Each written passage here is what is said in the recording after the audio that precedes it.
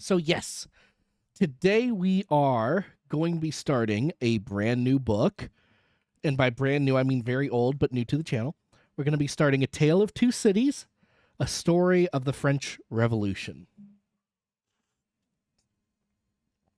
by Charles Dickens. And yes, that is the full title.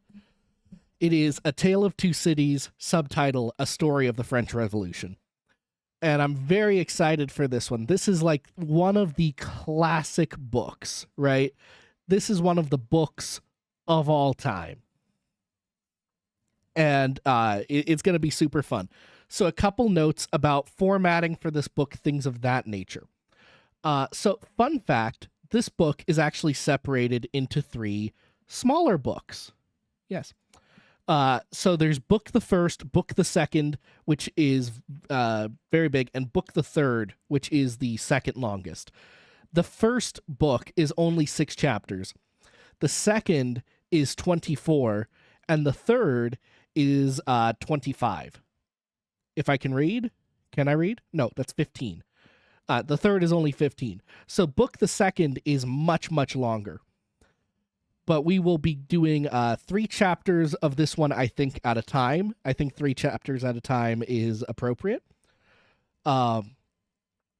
Something I didn't like about how I handled the last couple of books is how they took forever to get through. Some of them had very big chapters, right? But I think what my decision there is I'm just going to stream longer and have more tea and just get through more of it.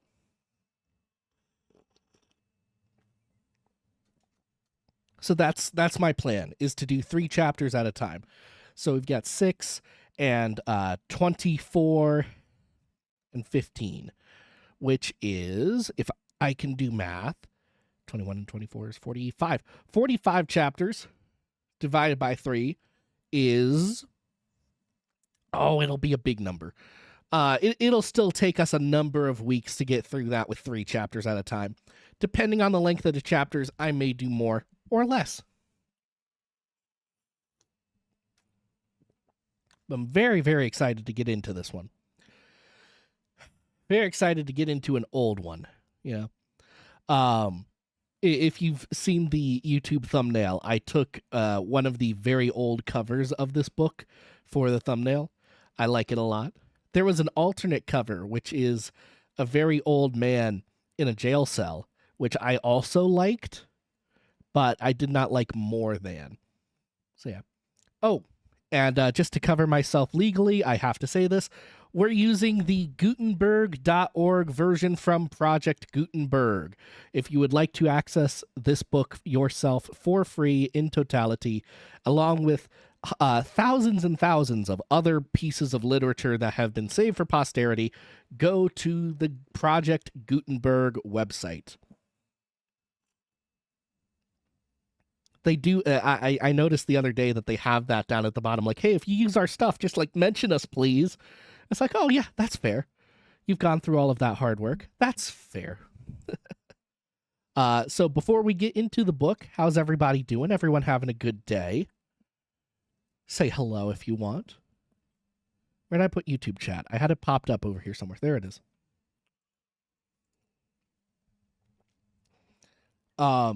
When I start reading, I will occasionally interrupt myself for chat, but not if I feel like it would be a disservice to the book itself, if that makes sense. So that's why I wanted to take a little time before we actually started. My tea today, it is a black tea with vanilla from the Walmart. It came in a tin.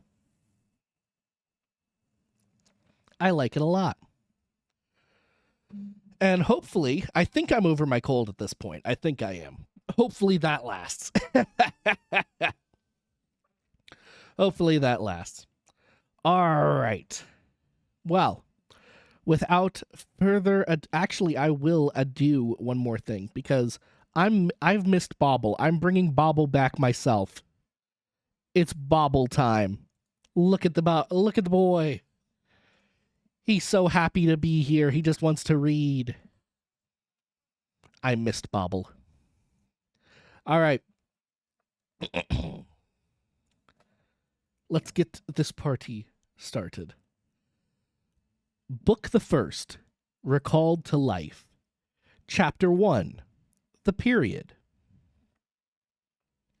It was the best of times, it was the worst of times. It was the age of wisdom, it was the age of foolishness. It was the epoch of belief, and it was the epoch of incredulity. It was the season of light, it was the season of darkness. It was the spring of hope, but it was the winter of despair. We had everything before us, and we had nothing before us. We were all going direct to heaven. We were all going direct the other way. In short, the period was so far like the present period that some of its noisiest authorities insisted on it being received, for good or for evil, in the superlative degree of comparison only. There was a king with a large jaw and a queen with a plain face on the throne of England. There was a king with a large jaw and a queen with a fair face on the throne of France. In both countries it was clearer than crystal to the lords of the state, preserves of loaves and fishes, that things in general were settled forever. It was the year of our Lord 1775. Spiritual revelations were conceded to England at that favored period, as at this. Mrs. Southcott had recently attained her 25th blessed birthday, of whom a prophetic private in the Life Guards had heralded the sublime appearance by announcing that arrangements were made for the swallowing up of London and Westminster. Even the Cochran ghost had been laid only a round dozen of years after rapping out its messages, as the spirits of this very year last past, supernaturally deficient in originality, rapped out theirs. Mere messages in the earthly order of events had lately come to the English crowd and people from a congress of British subjects in America, which, strange to relate, have proved more important to the human race than any communications yet received through any of the chickens of the Cochran brood. France, less favored on the whole to matters spiritual than her sister of the shield and trident, rolled with exceeding smoothness downhill, making paper money and spending it. Under the guidance of her Christian pastors, she entertained herself, besides, with such humane achievements as sentencing a youth to have his hands cut off, his tongue torn out with pincers, and his body burned alive. Oh, because he had not kneeled down in the rain to do honor to a dirty procession of monks which passed within his view at a distance of 50 or 60 yards. It is likely enough that, rooted in the woods of France and Norway, there were growing trees when that sufferer was put to death, already marked by the woodman fate to come down and be sawn into boards, to make a certain movable framework with a sack and a knife in it, terrible in history. It is likely enough that in the rough outhouses of some tillers of the heavy lands adjacent to Paris, there were sheltered from the weather that very day rude carts, bespattered with rustic mire, snuffed about by pigs and roosted in by poultry, which the farmer, Death, had already set apart to be his tumbrils of the Revolution. But that woodman and that farmer, though they work unceasingly, work silently, and no one heard them as they went about with muffled tread, the rather, for as much as to entertain any suspicion that they were awake, was to be atheistical and traitorous. In England, there was scarcely an amount of order and protection to justify much national boasting. Daring burglaries by armed men and highway robberies took place in the capital itself every night. Families were publicly cautioned not to go out of town without removing their furniture to upholsterers' warehouses for security. The highwayman in the dark was a city tradesman in the light, and being recognized and challenged by his fellow tradesmen who he had stopped in the character of the captain, gallantly shot him through the head and rode away. The mail was waylaid by 7 robbers, and the guard shot 3 dead, and then got shot dead himself by the other 4, in consequence of the failure of his ammunition, after which the mail was robbed in peace. That magnificent potentate, the Lord Mayor of London, who was made to stand and deliver on Turnham Green by one highwayman, who despoiled the illustrious creature in sight of all his retinue. Prisoners in London jails fought battles with their turnkeys, and the majesty of the law fired blunderbusses in among them, loaded with rounds of shot and ball. Thieves snipped off diamond crosses from the necks of noble lords at court drawing rooms. Musketeers went into St. Giles to search for contraband goods, and the mob fired on the musketeers, and the musketeers fired on the mob, and nobody thought any of these occurrences much out of the common way. In the midst of them, the hangman, ever busy and ever worse than useless, was in constant requisition, now stringing up long rows of miscellaneous criminals, now hanging a housebreaker on Saturday who had been taken on Tuesday, now burning people in the hand at Newgate by the dozen, and now burning pamphlets at the door of Westminster Hall, today taking the life of an atrocious murderer, and tomorrow of a wretched pilferer who had robbed a farmer's boy of 6 pence. All these things, and 1,000 like them, came to pass in and close upon the dear 1-year-old year 1775, environed by them, while the woodman and the farmer worked unheeded, those two of the large jaws, and those other two of the plain and fair faces, trod with stir enough, and carried their divine rights with a high hand. Thus did the year 1775 conduct their greatnesses, and myriads of small creatures, the creatures of this chronicle among the rest, along the roads that lay before them. And that's the end of chapter 1. I know that one had a little bit of a, what we might consider today an overwrought analogy, but I'll explain it plainly. He was saying that because of all the crime and because of the harsh punishments for the crime, revolution was brewing. It was a matter of fate and a matter of death.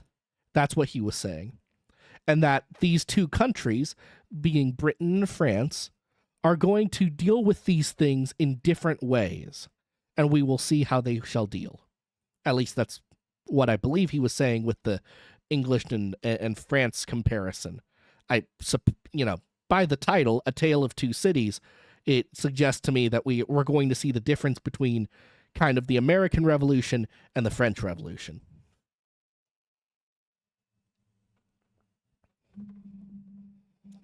I think I'll bundle in chapter 1, since that was fairly brief, alongside chapter 2.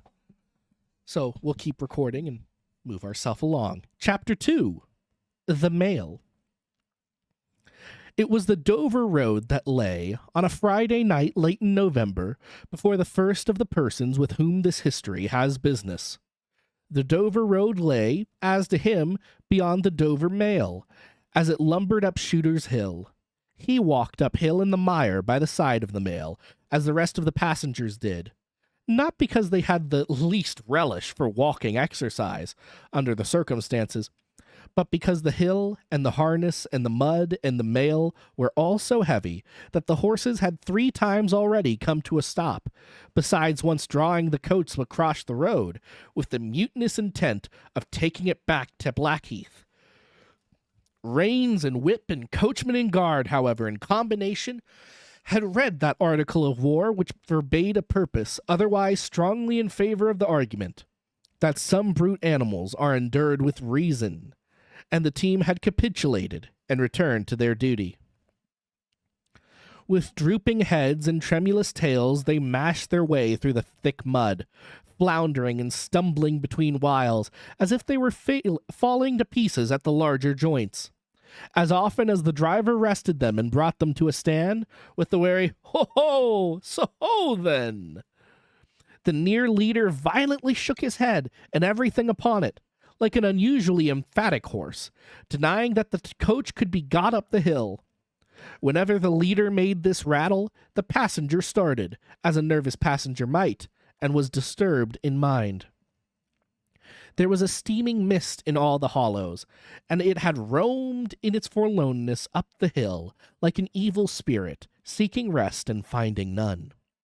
A clammy and intensely cold mist, it made its slow way through the air in ripples that visibly followed and overspread one another, as the waves of an unwholesome sea might do.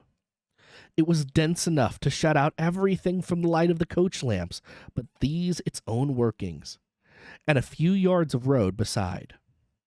And the reek of the laboring horses steamed into it, as if they had made it all.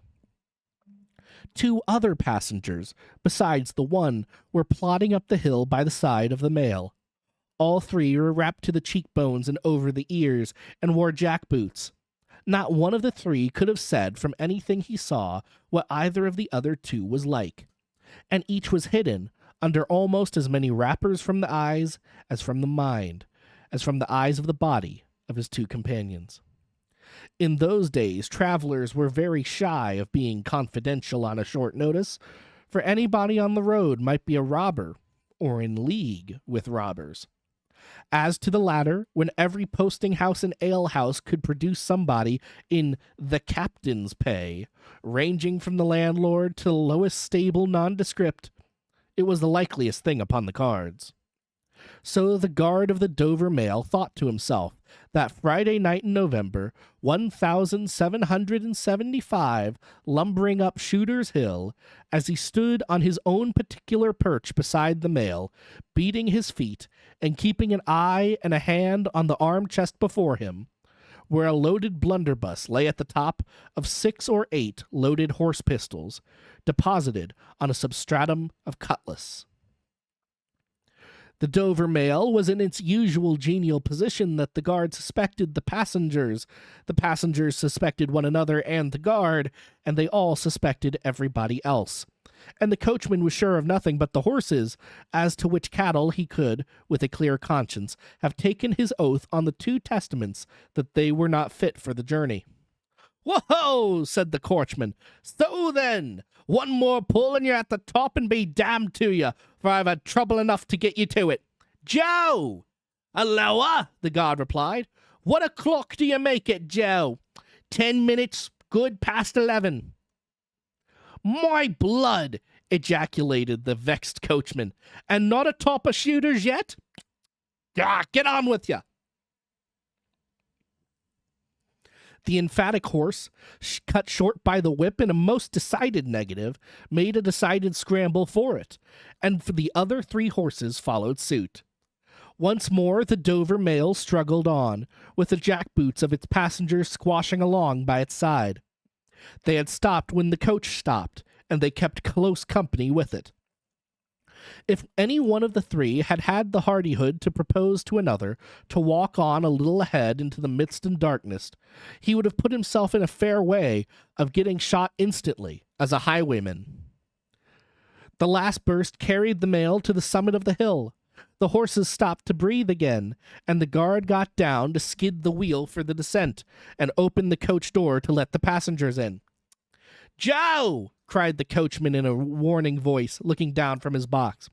"What do you say, Tom?" They both listened. "I say a horse at a canter coming up, Joe." "I say a horse at a gallop, Tom," returned the guard, leaving his hold of the door and mounting nimbly to his place. "Gentlemen, in the king's name, all of you!"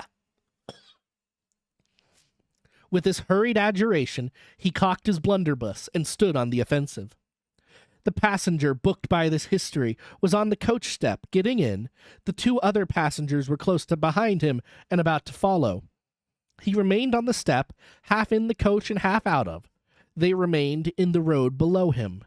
They all looked from the coachman to the guard, and from the guard to the coachman, and listened. The coachman looked back, and the guard looked back, and even the emphatic leader pricked up his ears and looked back without contradicting.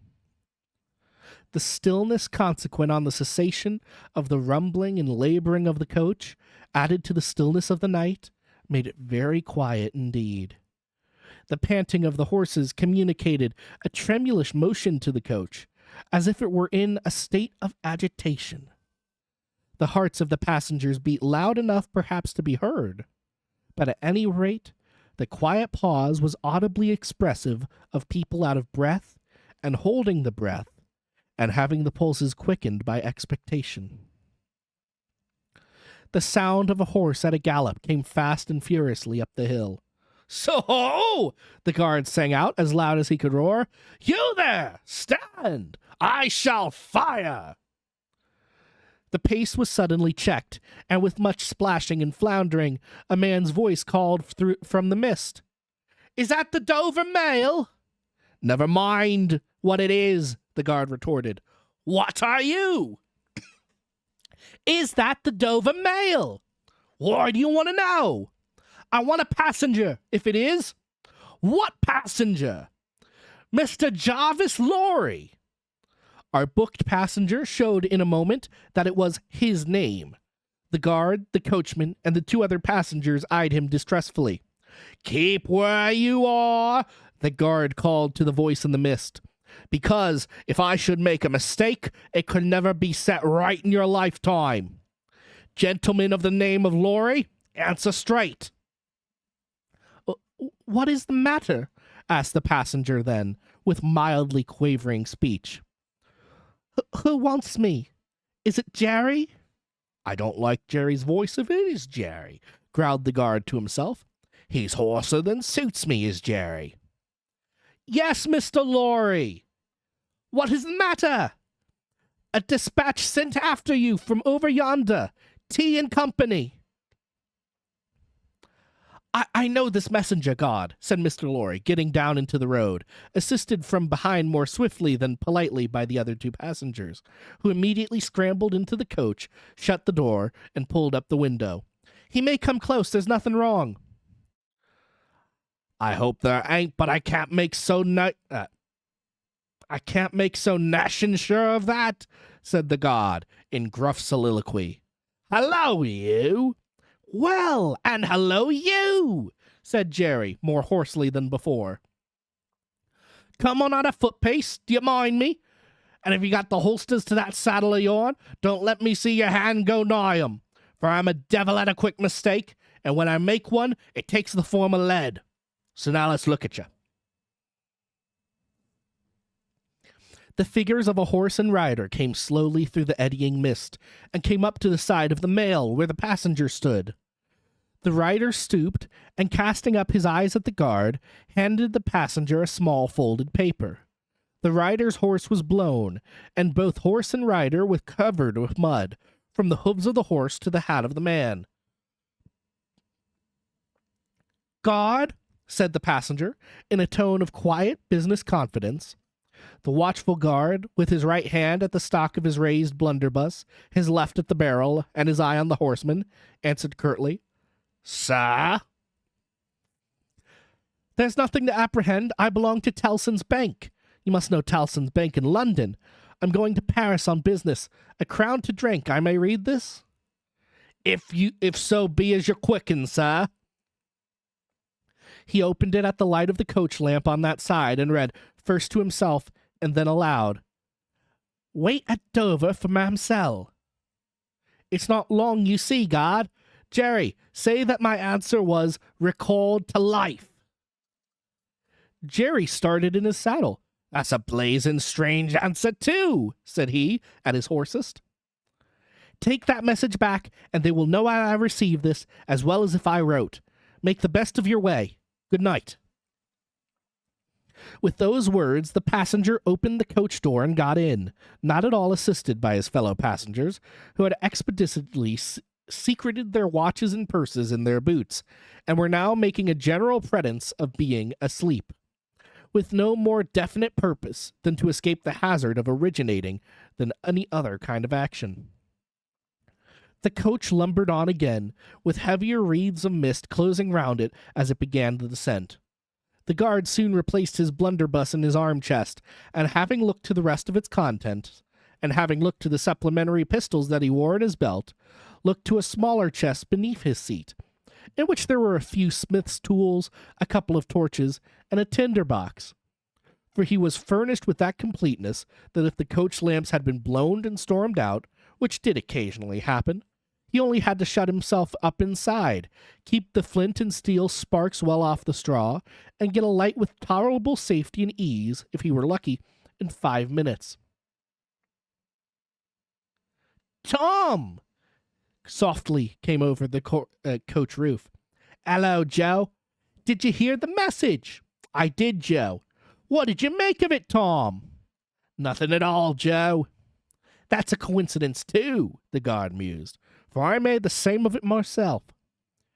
Jerry, left alone in the midst and darkness, dismounted meanwhile, not only to ease his spent horse, but to wipe the mud from his face and shake the wet out of his hat brim, which might be capable of holding about half a gallon. After standing with the bridle over his heavily splashed arm until the wheels of the mail were no longer within hearing, and the night was quite still again, he turned to walk down the hill. "After that there gallop from Temple Bar, old lady, I won't trust your forelegs till I get you on a level," said this horse messenger, glancing at his mare. "Recalled to life. That's a blazing strange message. Much of that wouldn't do for you, Jerry. I say, Jerry, you'd be in a blazing bad way if recalling to life was to come into fashion, Jerry." And that's the end of chapter 2.